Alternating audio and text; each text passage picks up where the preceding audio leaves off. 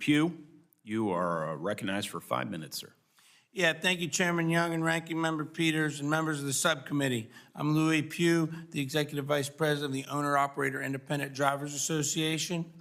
From the U.S. Army to running my own trucking business, trucking is the only thing I've ever done my entire adult life, with over 2.5 million safe miles of driving. OOIDA is the largest national association representing small business truckers and professional drivers. We have approximately 150,000 members across the country who operate 240,000 pieces of equipment. Our mission is to promote and protect the interests of members on any issues that impact their safety and their success. The Trump administration has embraced a new approach to developing trucking policy that prioritizes the needs of truckers. It began in February when the U.S. DOT reopened its public comment period on broker transparency rulemaking that was launched in 2020 in response to an OOIDA petition. It continued in April with an executive order addressing OOIDA's request to enforce existing English language rules proficiency that have long been ignored. And just last month, Secretary Duffy announced 9 major initiatives, 9, to improve working conditions for truckers that directly addressed many long-standing driver concerns, including withdrawing the controversial speed limiter mandate. These steps are welcome and long overdue, and a departure from the old ways of Washington. They demonstrate regulators are finally prioritizing truckers over corporate mega fleets, shippers, trial lawyers, and safety advocates.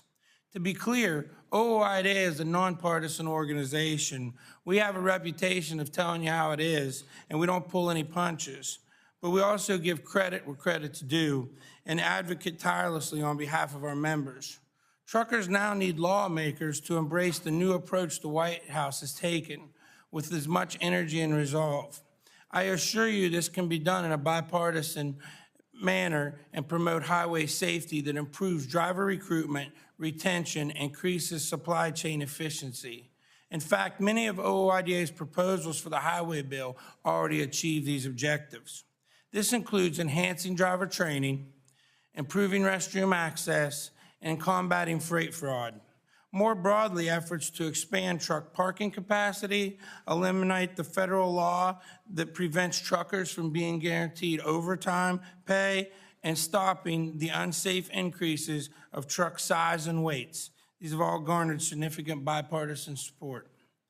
While truckers are thrilled that folks in Washington are finally listening to their needs, others in the industry will resist this new approach.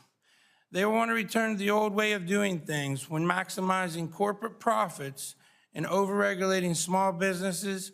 Dodging responsibility for improving working conditions for drivers took precedence.